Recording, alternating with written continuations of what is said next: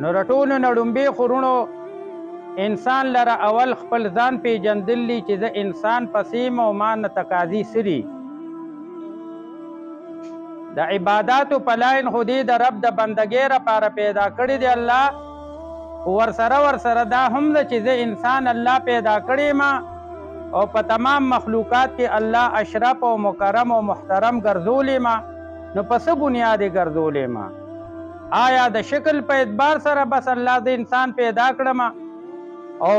عزت او احترام یې راته راکړه که نه زما نور هم څه ذمه دارۍ شته زما نور هم څه فرایض شته زما نور هم څه مقاصد شته نو اول خو په انسان کې انسانیت راتلل اهم دي او د انسان کې انسانیت پیژندل او د دې تلاش اهم تلاش دی او اهم تحقیق دی چې په هر انسان کې د انسانیت تلاش کړی شي چې دی په انسانیت په لیول باندې څنګه دی د شکل په اعتبار سره خو انسان دی خو عمل او کردار د انسانیت په لیول برابر دی او که برابر نه دی که دی غریب دی د کردار او رول به په معاشره کې سی به حیثیت د انسان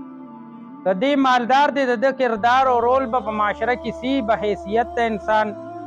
که دی یو پلار دی نو د رول او کردار به د پلار په حیثیت او د انسان په حیثیت سی که دی یو زوی دی د کردار او رول به سی که دی یو ګاونډي دی د کردار او رول به سی که دی په سپینه ږیره دی د کردار به سی او که دی په توره ږیره دی د کردار به سی اول خو دا پیژندل چې زما رول او کردار به سی دی معاشره کې آیا زه به انسان چې د عمل د شکل په اعتبار سره الله احسن پیدا کړیم نو د عمل او د کردار په اعتبار سره د بدرنګ به یم او که احسن به یم عمل او کردار به زما ښکلي او که بدرنګ به وي محض په دې باندې خو خلاصي نشته چې الله زما په حسن باندې قسمونه څلور وخوړل نو چې د حسن قسمونه الله زما په حسن وخوړل نو عمل او کردار مانه کم مطلوب او مکتوب دی د دې ښکلا ضروري ده او که د دې ښکلا ضروري نه ده دا زما ذمهداري ده او که نه ده چې عمل او کردار دیم زما هغسې حسین او جمیلي چې څنګه زما شکل و صورت الله حسین او جمیل پیدا کړی دی نو رټولو نه لومبې انسان لره خپل ځان پیژندل دي او په ځان کې انسانیت راوستل دي او د انسانیت لیول دی برابرول دی او معیار برابرول دي بیا په دویم لیول باندې صحیح مسلمانۍ باندې راتلل دي چې کومه مسلمانی الله زموږ نه غواړي په کومه مسلمانۍ کې حیات مطلوب دی او په کومه مسلمانۍ کې وفات مطلوب دی اول خو دغه پیژندل دي دویمه لیول باندې دا پیژندل دي چې زه مسلمان پسې ما او د مسلمانۍ تقاضې زما نه څه دي او بیا چې د قوم او د قبیلې په بنیاد الله موږ تقسیم کړي شعوبا و قبائل لتعارفوا د پاره د پہچان نو الله موږ بیا په تمامو قومونو کې غوره دوه قامه په قومونو کې بیا غوره دي په مخ ته ځمکه باندې دا راسخ العقیده قومونه دي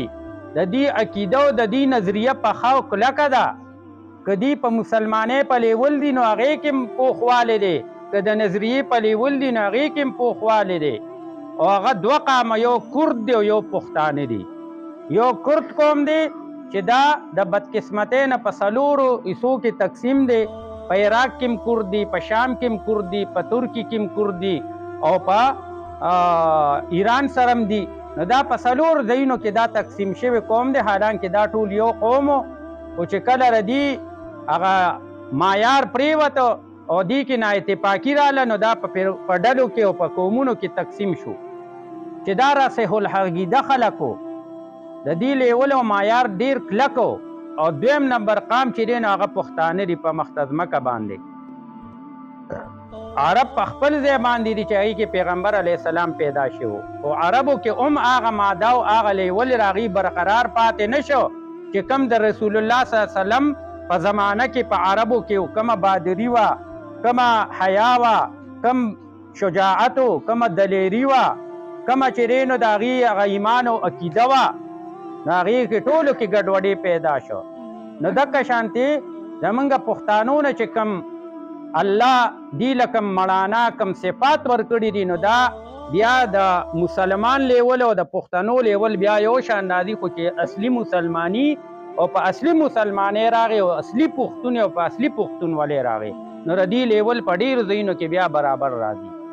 حیا او غیرت د دې قوم خاصره او حیا او غیرت په دې قومونو کې دواړو کې شته. په عربو کې هم شته، په حیثیت د مسلمان هغې کې هم دا صفاتو، او په پښتنو کې هم دا صفاتو. د دې صفاتو په بنیاد باندې دې ته دعاګانې کړې شوي دي. اوس افسوس دا دی چې هغه لیول موږ برقرار ونه ساتلی شو، هغه معیار زموږ په حال پاتې نه شو، هغه راوغورځېده، هغه د نفرت او کینو کې بدل شو. حالانکه به حیثیت د انسان منګه د مینې نه، د محبت نه، د خواخوږۍ نه، د بایچاري بایبندۍ نه، په دې باندې زموږ دا انسان مشتق ته دغې څیزونه نه او بیا د پښتنو هم دا درانه صفات او درانه خویونه او خصلتونه خو هغه لیول نه د مسلمانۍ په اعتبار سره زموږ برقرار پاتې شو، نه د پښتونولۍ په اعتبار سره. محض په پښتو ویلو خو سړی پښتون نی که نه،